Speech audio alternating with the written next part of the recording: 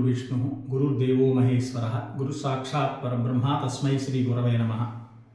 आदित्याय च सोमाय मंगलाय बुधाय च गुरुशुक्रशनिभ्यश्च राहवे केतवे नमः। నిన్న మనము అక్కడ ఆపుకున్నాము ఒక చోట. అంటే ఇది సౌరమానమా చాంద్రమానమా అన్న ప్రశ్న అనేటువంటిది అది అసంబద్ధము. ఎందుకు అంటే ప్రతి పంచాంగంలో కూడా సౌరమానము వస్తుంది, చాంద్రమానము వస్తుంది, నక్షత్రం సావనం అన్నీ కలిపేసి ఇంటర్లింక్డ్ అన్నీ ఆ విధంగా ఉంటాయి.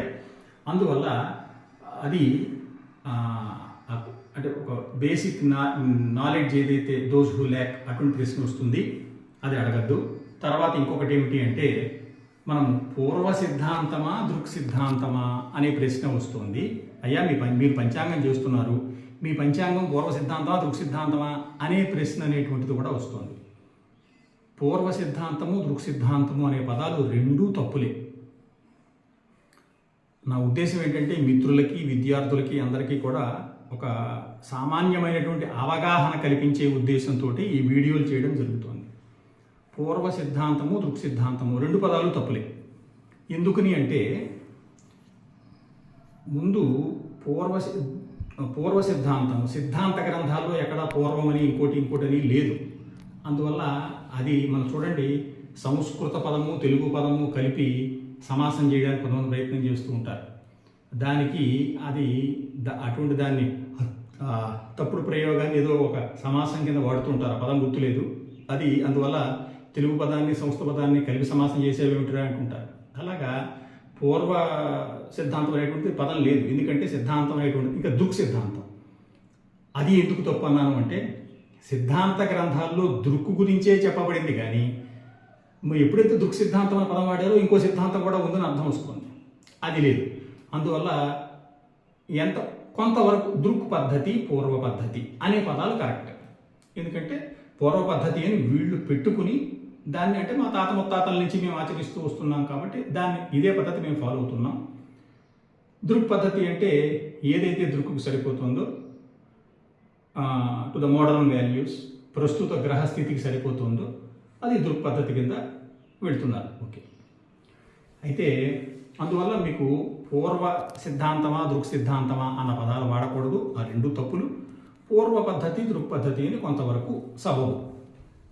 ఇక అయితే విషయాల్లోకి వెళ్దాం. ముందు కేవలము బేసిక్ అవగాహన కల్పించే ఉద్దేశంతో వీడియోలు చేయడం జరుగుతుంది.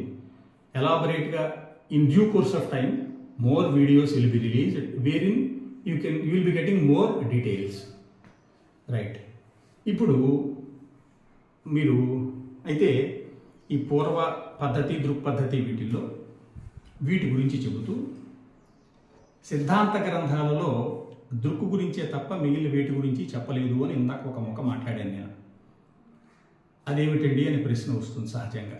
మరి మీరందరికీ తెలుసున్న పేరు వరాహమిహిరుడు, మహానుభావుడైన వరాహమిహిరాచార్యుడు. ఆయన 5వ శతాబ్దం 6వ శతాబ్దం మధ్యలో ఉన్నటువంటి ఆయన 505 AD ఆయన సమయంగా ఎక్కువ మంది పండితులు అంగీకరిస్తున్నారు. And taking the internal evidence of his texts also supports that he belongs to 505 AD around. Okay, ఆయన పంచసిద్ధాంతిక అనేటువంటి గ్రంథం ఒకటి రాశారు.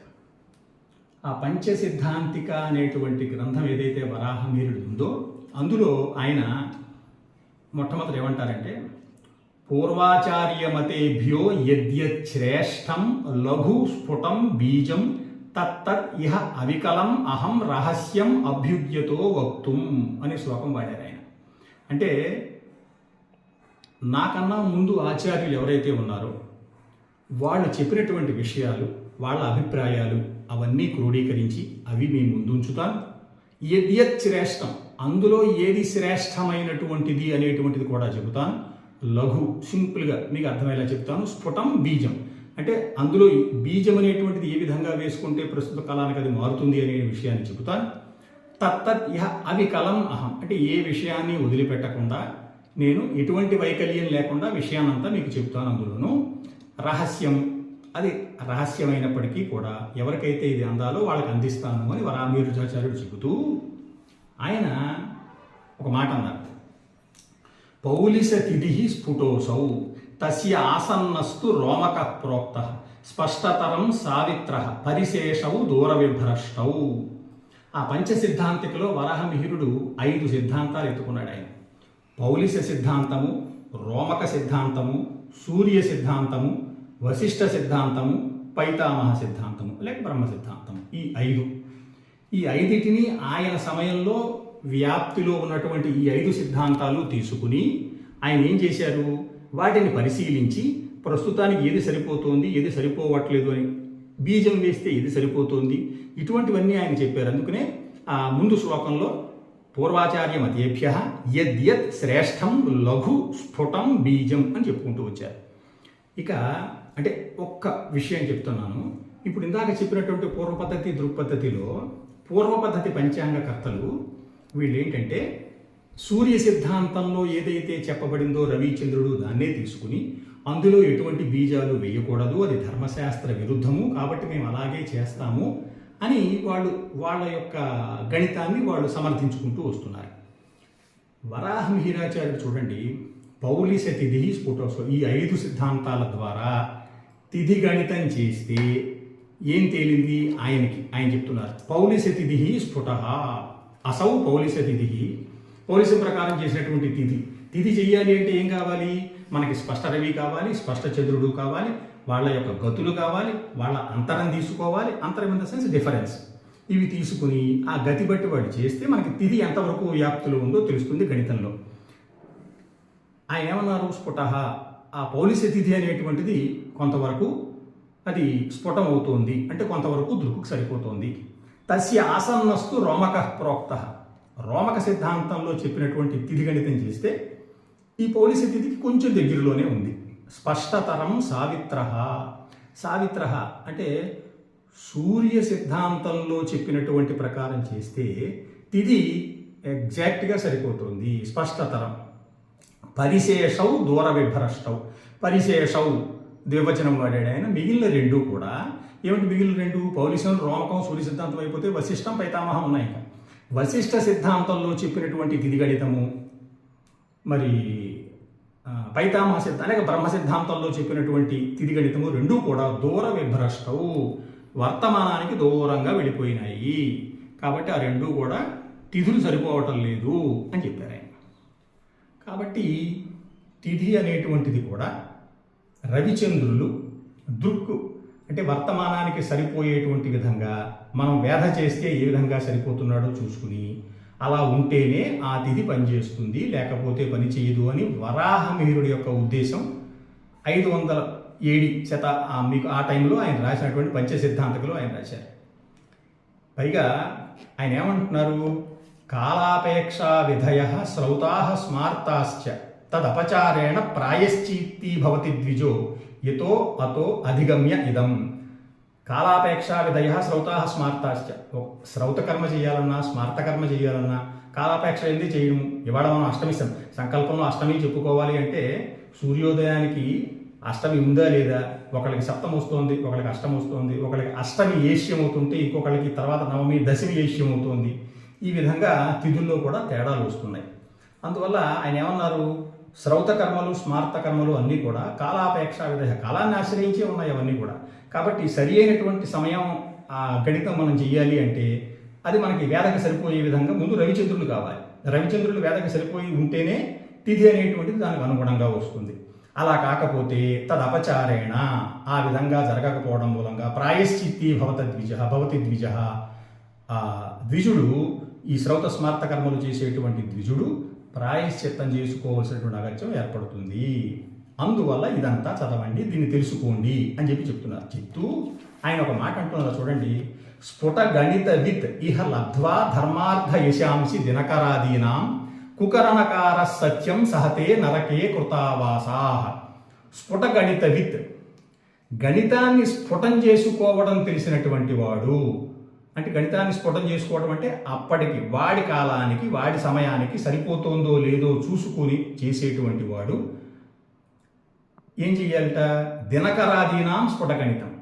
సూర్యుడు ఆదిగా, అంటే సూర్యుడు చంద్రుడు, తిథికి కావాల్సింది రవిచంద్రులు కాబట్టి రవిచంద్రుల గణితాన్ని ఎవడైతే స్ఫుటం చేసుకోవడం అనేటువంటిది తెలుసుకుని ఆ ప్రకారం చేస్తాడో వాడికి ధర్మ అర్థ యశస్సులు, ధర్మార్థాలు ఉంటాయి, అలాగే వాడి కీర్తి లభిస్తుంది.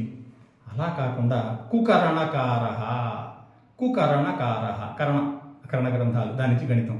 కుకరణ చెడు గణితం చేసేటువంటి వాడు, అంటే ఎవరైతే తప్పుడు గణితాన్ని చేసుకుంటూ వస్తాడో సత్యం సహతే నరకే కృతావాసా, నరకంలో వాడికి బెర్త కన్ఫర్మ్ అయిపోతుంది అని చెప్పనేసి వరాహమిహిరుడు స్పష్టంగా చెబుతున్నాడు. పూర్వం ఎటువంటి శ్రౌత స్మార్త పండితులు, శ్రోత్రి కుటుంబాలు, మహానుభావులు ఎంతమంది ఉన్నారో కూడా కదా, వాళ్ళెవ్వరూ కూడా స్వతంత్రించి సాహసించి పంచాంగ గణితంలోకి వచ్చిన వాళ్ళు కాదు. వాళ్ళు భయపడేవారు. మహానుభావులు, మహా ఉపాసకులు వాళ్ళందరూ కూడా ఏంటంటే పంచాంగ గణితంలోకి రావాలి అంటే భయపడేవారు. ఎందుకు భయపడేవారు?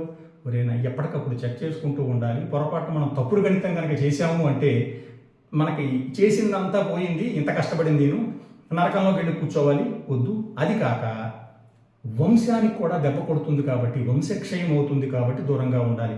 ఎందుకంటే ఒక్క విషయం, బివి రామన్ గారు ఉండేవారు బెంగళూరులో. వారి తాతగారైనటువంటి బెంగళూరు సూర్యనారాయణరావు గారి దగ్గర నేర్చుకున్నాను జ్యోతిషం అని చెబుతూ పంచాంగ గణితం పంచాంగం చేయాలని పాపం బివి రామన్ గారికి ఉండేది. ఆయన వాళ్ళ తాతగారికి ఆ విషయం చెబితే సూర్యనారాయణరావు గారు మందలించారట. ఒరే వద్దు, అందులోకి వెళ్ళావు అంటే అది తేడా జరిగిందంటే వంశానికి దెబ్బ కొడుతుంది, దాని జోలికి వెళ్ళకు అని ఆయన వార్నింగ్ ఇచ్చారు తాతగారు. కాబట్టి నేను ఆగిపోయాను, వెళ్ళలేదు అని బివి రామన్ గారు ఆయన రాసుకున్నారు. అందువల్ల అయితే దురదృష్టవశాత్తు ఇవాళ రోజు ఎలా ఉంది అంటే కనుక 4 డబ్బులు తెచ్చుకోను, 4 స్పాన్సర్స్ని పెట్టుకును, గణితంతో సంబంధం లేకుండా పంచాంగకర్తలు వేలకు వెర్రిగా పుట్టుకొస్తున్నారు. దాంతో వాళ్ళకి అసలు ఈ గణితం గురించి కానీ పాపభీతి కానీ అందరి గురించి అట్లేసామంటే కొంతమంది, అందరి గురించి నేను మాట్లాడట్లేదు, కొంతమంది వాళ్ళు ఏంటంటే అసలు గణితంతో సంబంధం లేదు, ఏం చేస్తున్నారో తెలియదు, ఏమి తెలుస్తుందో వాళ్ళ పాపభీతి అనేటువంటిది లేదు, అసలు ఏది నిజము ఏది అబద్ధము తెలుసుకోవాలన్నటువంటి ఆసక్తి అనేటువంటిది లేదు. ఈ విధంగా వెళ్ళిపోతుంది. సరే, అందుకని ఇది ఎప్పటికప్పుడు కనుక మనం చూసుకుని మనం ముందుకు వెళితే అప్పుడు ఏది సరిపోతోంది ఏది సరిపోవట్లేదు అనేటువంటిది కూడా వరాహమిహిరుడు చెప్పాడు. కాబట్టి మనం ముందు వెళదాం. ఇంకా అసలు విషయాలు ఏమిటి, పూర్వపద్ధతి గణితం ఏమిటి, వాడు ఏ విధంగా వెళ్తున్నారు, మరి ఎదురు పద్ధతి ఏమిటి, ఏ విధంగా ఇందులో నిన్న కొంచెం చెప్పాను, ఇందులో ఎన్ని రకాలు అనేటువంటివి. అయితే వాళ్ళు సమర్థించుకోవడం రకరకాల విషయాలు చెప్తున్నారు. ధర్మశాస్త్రం విషయం వస్తుంది, మిగిలినవన్నీ వస్తాయి. అయితే గణితం అనేటువంటిది చేసేటువంటి స్టేజ్లో ధర్మశాస్త్రానికి సంబంధం లేదు. ధర్మశాస్త్రం it has no role to play in this till the time you complete your mathematical calculations. సిద్ధాంతాన్ని అనుసరించి మాత్రమే గణితం చేయాలి. సిద్ధాంతాన్ని అనుసరించి గణితం చేసిన తర్వాత once your mathematics is completed, once you have completed all the calculations, అప్పుడు then the role of ధర్మశాస్త్ర comes into play. అప్పుడు దాని విషయం ఇది ఎంతవరకు ఉంది, ఇది కాబట్టి నిర్ణయం ఎలా చేయాలి, ఏ సమయంలో ఏం చేయాలి అనేటువంటిది ధర్మశాస్త్ర నిర్ణయం అనేటువంటిది అప్పుడు వస్తుంది. అందువల్ల మనం ఏంటంటే ముందు సిద్ధాంతంలో ఏం చెప్పారు, సిద్ధాంతంలో ఏ విధంగా చెప్పుకొచ్చారు, ఈ ప్రక్రియలన్నీ కూడా ముందు మెల్లిగా తెలుసుకుందాం. ముందు ఏంటంటే నిన్న ప్రథమంగా ఒక వీడియో పెట్టడం జరిగింది. ఇవాళ ఇది ద్వితీయ విఘ్నం కాకుండా 2వ వీడియో కూడా పెట్టడం జరుగుతోంది. కొంచెం టైం తీసుకుని, ఎందుకంటే మే నెల కొద్దిగా పని ఒత్తిడిలో ఉంటాను. మళ్ళీ మే నెల చివరికి కనీసం ఒక 3 వారాలు 4 వారాలు గ్యాప్ వస్తుంది. దయచేసి వీడియో అనుకోకండి. అప్పుడు మళ్ళీ ఇంకొక వీడియో పెట్టుకుని అక్కడి నుంచి మనం కనీసం వారానికి ఒక వీడియో అన్నా వచ్చేలా మనం చూసుకుందాం. విషయాలన్నీ మనం ఎలాబొరేట్గా తెలుసుకునే ప్రయత్నం చేద్దాం. కాబట్టి నాకు సహకారం అందిస్తూ నన్ను ప్రోత్సహిస్తున్నటువంటి మిత్రులకి, విద్యార్థులకి అందరికీ కూడా అనేక ధన్యవాదాలు. స్వస్తి.